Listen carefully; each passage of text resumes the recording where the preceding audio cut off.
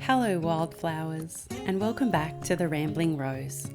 In this episode, I'm excited to share with you some ways to make your cottage garden an enchanted habitat for native birds. A safe haven where they can add to the magic of the garden with their beautiful colours, delightful chirping and singing, and cheeky personalities.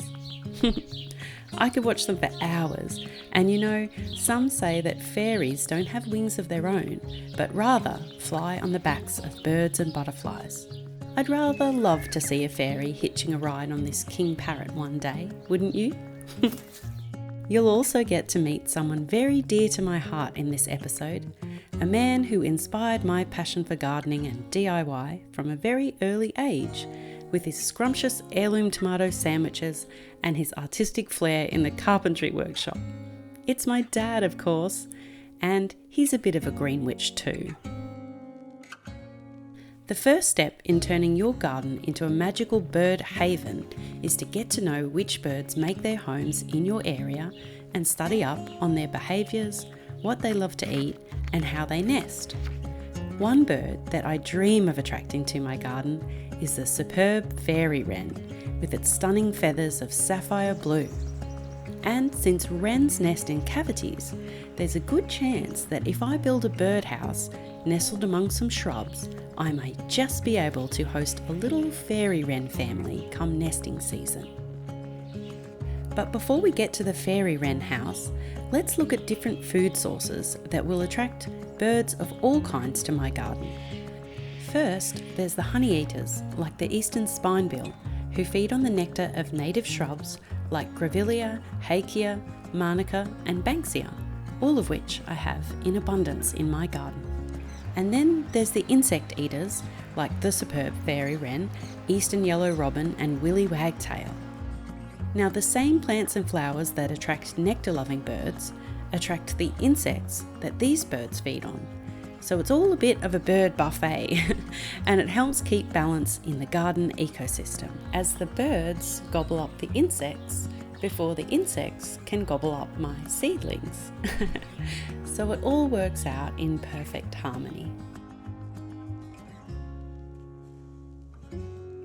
There are also, of course, seed-eating birds like the diamond firetail, which feed on the seeds of native grasses like this lamandra growing by my front steps. Then there are some gorgeous Australian birds that eat all sorts of things, including my garden fruit and veggies.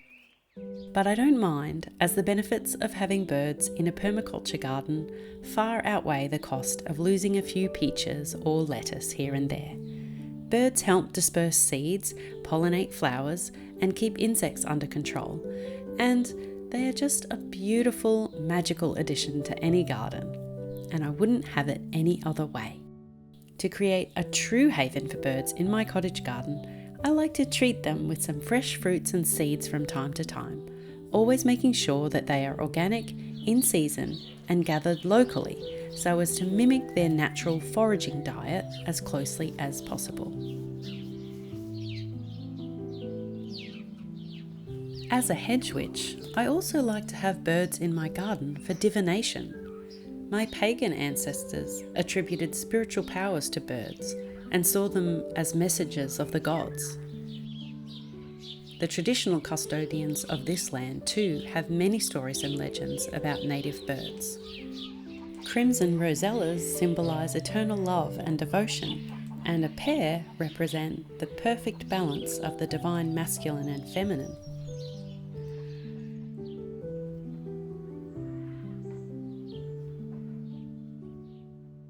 Now that we've covered different food sources to attract birds to the garden, it's time to consider another essential ingredient to creating the perfect habitat: water.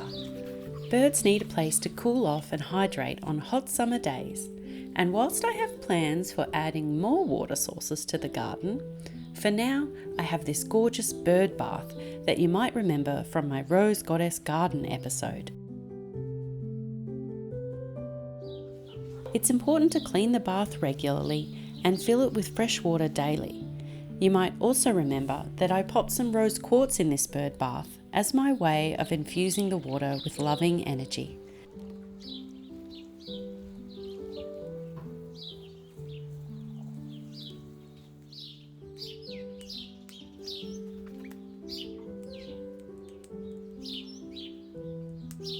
So, after the birds have had a nice little snack, it's time for a drink.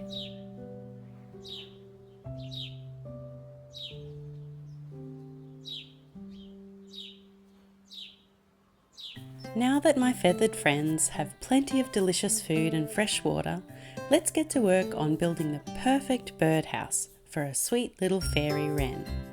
Dad has drawn up a template and cut and labelled all the pieces from bits of recycled timber he had lying around his workshop. I'll be sure to upload Dad's template and full instructions to Patreon if you'd like to try your hand at making this birdhouse.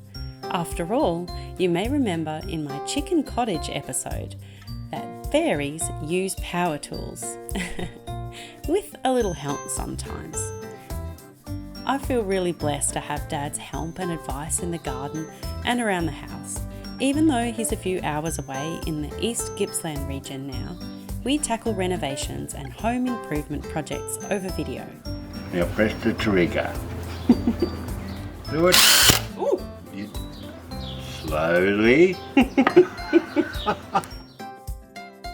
While we are building, I thought it might be nice to ask Dad for some gardening tips. So, Dad, what do you think is the secret to having a magical garden? Well, it's just like life. Seeds are planted and sprout and grow. The magic starts in the garden after the work has begun, but you need to tend to the garden once the plants are established. With care, they'll just flourish and produce. And what about being a good dad? What do you think is the magic formula there? Children are like gardens. They respond well to love and care. Aw, that's pretty cute, Dad. I couldn't have put it better myself. And now, the question we've all been wondering about. Dad, do you believe in fairies? I'm talking to one now. Very funny, Dad. I do love that my dad is always laughing and being a larrikin. But boy, was he hard to film Wildflowers. Now, we made some modifications to this prototype because initially Dad thought we should have a little platform for the bird seed and we'd put it in a tree. But in the end, I decided to nestle it in amongst the flowers of my moon garden.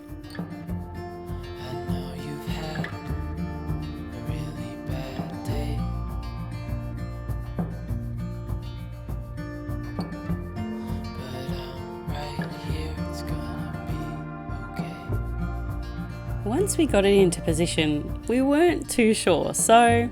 Think. Like Winnie the Pooh, and decide on the perfect spot for our... Fairy blue wrens. What do you think of the garden? That's right, eh? What do you think of the garden? The garden's there. It's there. It's just there. Okay. Sort of there. Yeah. Okay.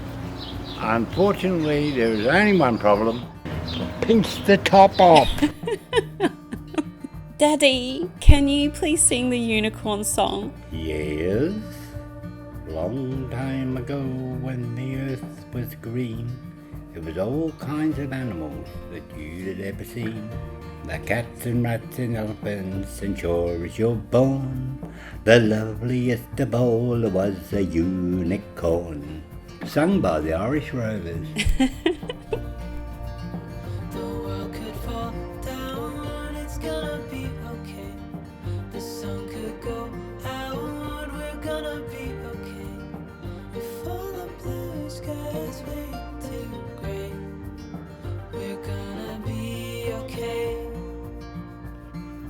Okay, Dad. Yeah, that's good.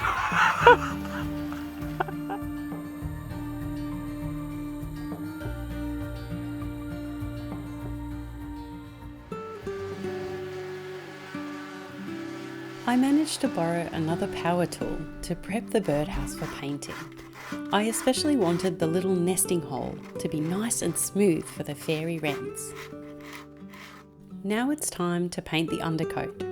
And since it's such a beautiful summer day, I'll sit in my garden and listen to the birds happily chirping while I daydream a little, reflecting on Dad's visit and reminiscing about how much fun we had together.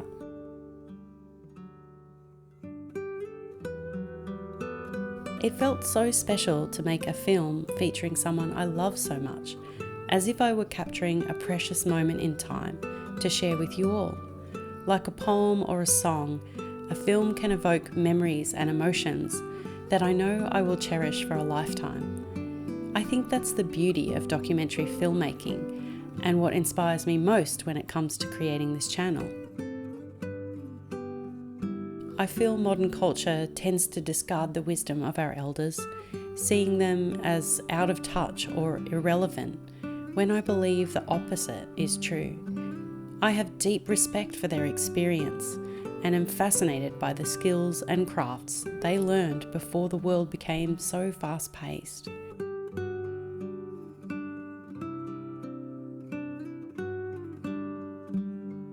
Dad is 73 years old and has seen decades of change in this world. And even if he tells me the same story twice, I don't mind, because I love seeing his eyes light up when he spins a tale. Every time I build something or grow something with my own two hands, I know my dad is proud of me, and it's something I learned from him.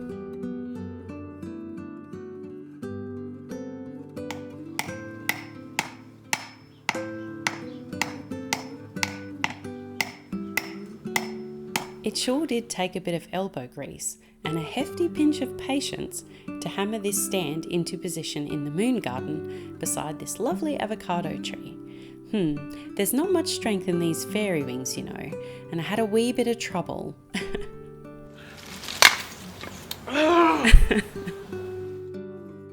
Unfortunately, I cracked the base when I was hammering it in and had to call Dad for some advice. Now, I really didn't want to use anything artificial in the garden, but it was a case for liquid nails. Okay, now I'm back in my element, making the birdhouse nice and pretty.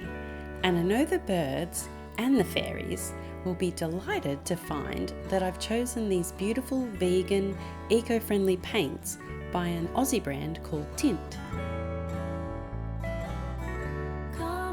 Some fruit for me when I set up the farm. It would be a good time to get to know who you are. They call me the silver lily. Come and get some fruit if you're not busy. Carry a little love with you.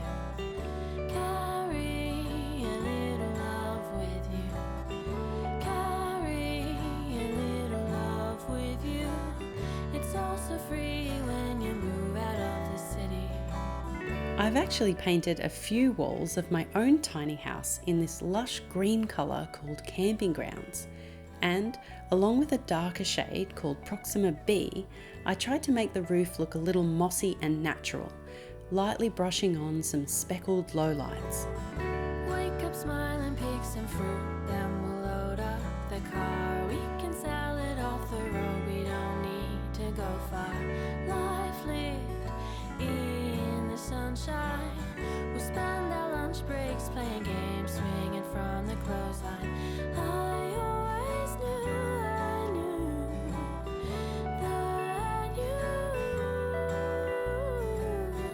that you'd come find me in the garden of valley. I always knew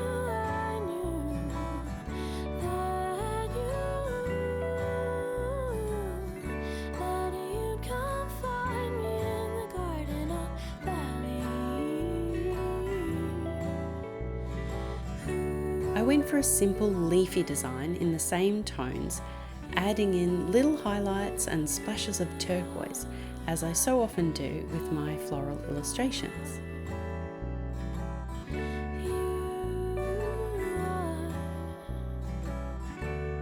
Finally, because the house will be nestled in amongst the lavender and salvias of my moon garden, I wanted to add in a touch of purple. So I took my inspiration from the little chive blossoms that are popping up everywhere, and this is what I came up with. I'll plan a lot of things and hook you up in different seasons. Full stop. Can't believe I live in your thoughts. I think about you all the time, morning, evening, and midnight. Such a wonderful delight. I'm so pleased with how this little birdhouse turned out, and I think it looks so at home here in the moon garden in this sweet colour palette of green and purple. I hope the birdies love it too, and I'll be sure to keep you posted come nesting season. I think I could live in here if it were big enough. Boop! You're the rose in a garden, and it shows if I'm honest. You're the leaves in mid-August, and I've come out here to say that I love you. I so hope you enjoyed this episode and meeting my slightly quirky dad today. As always, I would love to hear from you in the comments. Perhaps you can tell me what birds come to visit your gardens, and would you like to see more projects with my dad? We're keen to hear your suggestions. Ooh, what about a frog hollow or a tree swing? And there's another verse to the unicorn song, you know. You're the rose in a garden, and it shows if I'm honest. You're the leaves in mid-August. If you'd love to support my channel, you can subscribe, hop on over to Patreon and join the Rose Garden Book Club, or visit my website to purchase art prints and oracle cards. Finally, a very warm thank you to my founding patrons over on Patreon. Your support means so much to me. But for now, this little rose and her feathered friends will see you next time, somewhere in the wildflower meadows and beyond.